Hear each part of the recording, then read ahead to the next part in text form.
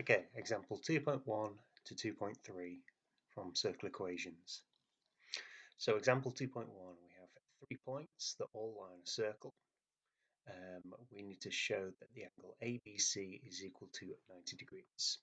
So good starting points, like with most geometry questions, is to draw a little sketch of the situation. So we have got a circle, and we've got 3 points. And what we can do is, since we are looking to show that ABC is 90 degrees, we're expecting it to be 90 degrees. So we can go ahead and draw our diagram so that there's going to be a right angled triangle within the circle. Now, if there's going to be a right angled triangle, two of the points are going to be connected to give us a diameter. And we're looking to show that ABC is 90 degrees, which means that B, the center point of the three, is going to be where the 90 degrees lies. So if that's my connection between the 3 points, then B is going to be where the right angle is going to be, and A and C are going to be opposite ends of what will eventually be a diameter, but we'll get to that eventually. So we've got our 3 points. A is -2, 3, B is 0, 1, C is 4, 5. So if I want to show that B is where there exists a right angle, to go about proving that, we're going to work out what the gradient is of A to B, work out the gradient of B to C, and hopefully find that one is the negative reciprocal of the other, which would prove that they're perpendicular and therefore a right angle will exist where B is. So A, let's start by working out the gradient of AB. So if I'm looking at changing y from A to B, that is a change of -2. Changing x from A to B, that is a change of +2. And simplify that down, that gives me a gradient of -1. I'll work out the gradient of B to C. From B to C, change in y, that is a change of 4 to go from 1 to 5. Change in x to go from 0 to 4, that is also a change of 4, and that is equal to 1. Definition of perpendicular gradients. If we multiply a gradient by its perpendicular gradients, the result should be -1. And as we have a pair of numbers here that do multiply to make -1, that implies that the gradient of AB is perpendicular to the gradient of BC. Therefore, there must be a right angle, and angle ABC will equal 90 degrees. Part B, hence find the equation of the circle. So since we've now proven that there is a right angle where B is, that means that A to C must be a diameter.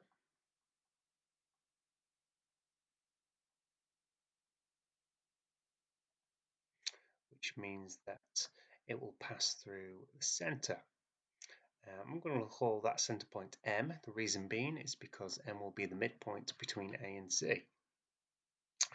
So I want to find where M is.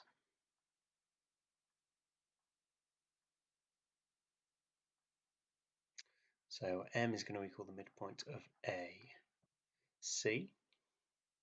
So to find that midpoint, we need to find the average of the x values between A and C and the average of the y values between A and C.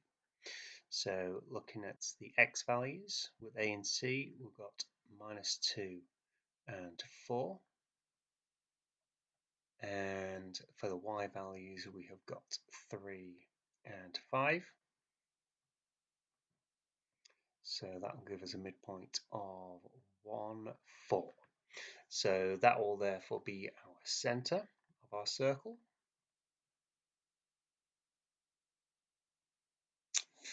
And the other thing we need to find the equation of the circle, we have our center, we need to know what the radius is. So all we need to look at now is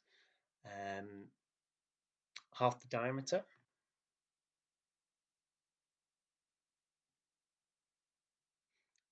So if we look at half the distance, A to C, so distance between A and C, I need to use Pythagoras. So the change in x from A to C is a change of 6. 26 squared. A change in y from A to C is a change of 2. So we're going to be looking at half of the root of 36 plus 4, which is 40. Simplify that down, that would be half of, because 4 is the biggest square number we can take out, so that would be 2 root 10. Half of 2 root 10 is just going to equal root 10, so we have a radius of 10, root 10, sorry. So our circle equation, the center of 1, 4, x minus 1 squared plus y minus 4 squared is equal to the radius squared, which is just 10, and that will be our circle equation. Moving on to example 2.2. So we're given a circle equation which has a center at point P. We have points A and B lying on the circle. A, which is given. The length of the chord from A to B is also given. We're told that M is the midpoint of AB. We need to find the distance MP. So lots of information with specific locations. So once again, really useful to be able to work in a diagram. Starting with a very dodgy looking circle. So this is my circle C. So note that C is simply the name of our circle. It's not a point. It has an equation x minus 2 squared plus y plus 1 squared equals 25. So straight away, what that tells us is we have a center at 2 minus 1, and we have a radius of the square root of 25, which is 5. So we can highlight our center points. The question has referred to the center as being point P. So P is our center, and that lies at 2 minus 1. We have a point A, which is on the circle, so I'll highlight a point A, and that is at minus 2, 2. We also have a point B, which is on our circle, so I'll highlight a point B, but we don't know where that is. And we're told that the length of the chord from A to B, so I'll draw a line connecting A to B. We're told that that length is 4 root 2. I'll highlight that in a minute, but beforehand we're also told that M is the midpoint of our chord, which means that each side of the midpoint is going to be half of 4 root 2. So we're going to have 2 root 2 for the top half and 2 root 2 for the bottom half, so a total of 4 root 2. Okay, so we need to find the distance from M to P, from the center to our point M. Okay, so we need to work out what that distance is. I'll just call it X for now. What circle theorem do we know involving a radius and a chord? Well, our radius is bisecting our chord, which means it's cut it in two. If a radius bisects a chord, it will meet it at 90 degrees. That's one of our circle theorems. So I've got a 90-degree angle in there, which means if I also connect P to A, I'm going to be able to create a right-angled triangle. And P to A will just simply be the radius of my circle, which I know as being 5. And I've already got my distance from A to M highlighted as 2 root 2. So to work out my third side from P to M, it's just going to be using Pythagoras. So I'm going to have, using Pythagoras, x squared plus 2 root 2 all squared is going to equal our longest side, 5 all squared. So x squared plus 2 root 2, so that is 2 squared, which is 4. Root 2 squared, which is 2. 4 times 2 is 8. 5 squared is 25. which means that x squared is going to equal 17, and therefore x is going to equal root 17. Not plus or minus, it's just going to be the principal value, positive root 17, because it's a geometrical length, and therefore we're going to take the positive value. And that is it. That is our distance MP. Moving on to finally 2.3. Let's move up a little bit. Oops. There we go. Okay, so 3 points, line a circle. So let's just get a circle drawn immediately before reading the rest of the problem. That's our circle. A, B, and C lie on the circle.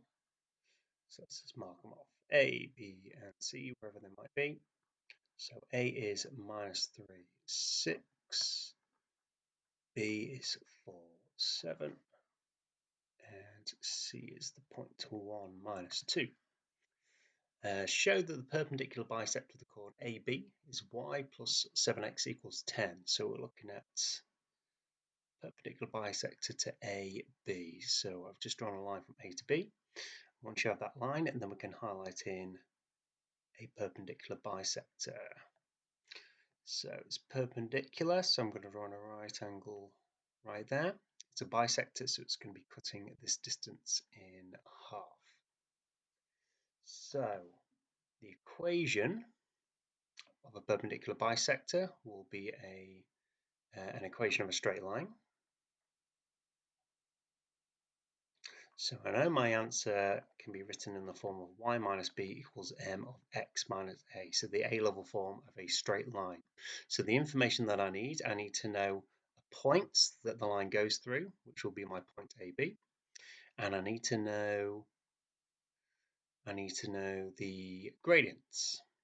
And once I know those two things, then I can form my equation. It will look like this form. I will then need to rearrange it so it looks like the form given in the question.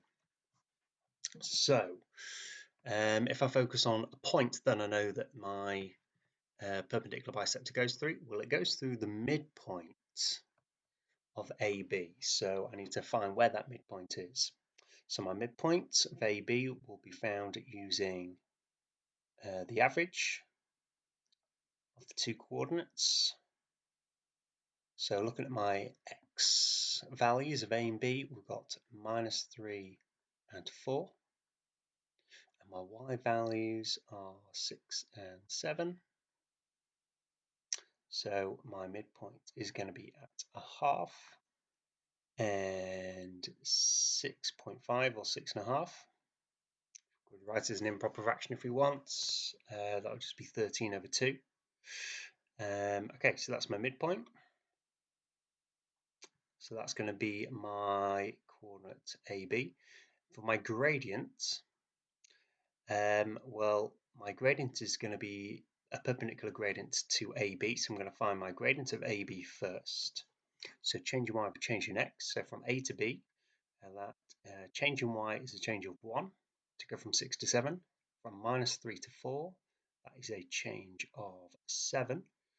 So my gradient of AB is 1/7. So my perpendicular gradient will be negative reciprocal of that, will be -7. So I have my gradients, I have my coordinate points, and now I'm going to rewrite the equation of my line as y minus my y value, which is 6.5, but I'm going to rewrite that as 13 over 2. And then it's m minus 7, lots of x minus a, and my value of a is a half. So that's the equation, and now I need to rewrite it into the form that's given. Hopefully, it's a show that, so I'm hoping it's going to look like that. So what I'm going to do first, I'm going to expand the right-hand side. So minus 7x, 2 minus make a plus, and then I'm going to have 7 over 2. Got the same thing on the left-hand side. Don't need to change that.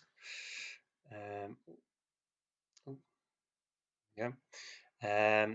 So now I'm going to multiply through everything by 2. So what's that going to give me? 2y minus 13 equals minus 14. I didn't really have to multiply through by 2. I've just realised what's going to happen. Never mind. I'll do it anyway. I've continued. Multiply through everything by 2. I'm going to get my y's and x's together. So I'm going to have 2y plus 14x equals, add 13 to the other side. That'll give me 20. I can now divide everything by 2. So y plus 7x equals 10. And that is the equation that I want. So I've shown where that equation comes from. Part B, given that the perpendicular bisector of the chord BC is 3y plus x equals 10, find the equation of the circle. Okay, so the perpendicular bisector of BC. So BC, I'm going to draw in now, is that chord there. We're told that the equation of that bisector, so perpendicular bisector, we're told the equation of that line, and two perpendicular bisectors to two chords in a circle will always meet at the center of the circle. So if I can find through simultaneous equations where the two perpendicular bisectors meet, then that will give me the center of the circle. So I'm going to work in this little space here. So let's look at our two equations. I'm going to rewrite, no I won't actually, I'll keep them as they are. So y plus 7x equals 10. And we have got 3y plus x equals 10. I'm going to solve through elimination because they're two nice linear equations. So I want to solve for x and y. I'm going to times the second equation by 7. So I'll call that equation 1, that equation 2. So 7 lots of equation 2 is going to give me 21y plus 7x equals 70. I'm then going to ignore my second equation now, just cross that out. I'm going to subtract the equation 1 from the new equation 2. So I'm going to end up with 20y, the 7x's will cancel out, 70 take away 10 is equal to 60. So y will equal 3. Substitute that into, let's go to equation 1. So into equation 1 we're going to have 3 plus 7x equals 10. And just by looking at it, I can see that x is equal to 1. So I have got my center, which is at 1, 3. So I'm looking at the equation of the circle. So I have my center of the circle at 1, 3. I now need to know the radius of the circle. So because I know where my center is, the distance from my center to any point on my circle will give me the radius. So if I look at the distance from my center to B, I've chosen B just because they're nice positive numbers, and that should work for me. So my radius will be equal to the distance between the center and B. So my change in x values, so I'm going from 1 to 4 to go from my center to B, so that's a change of 3 squared. To go from 3 to 7, that is a change of 4 squared. Work that all out, it actually gives me a radius of 5. Put that into my circle equation using center of 1, 3, a radius of 5. We're going to have x minus 1 squared plus y minus 3 squared is equal to 5 squared, which is 25. And that concludes question 2.3.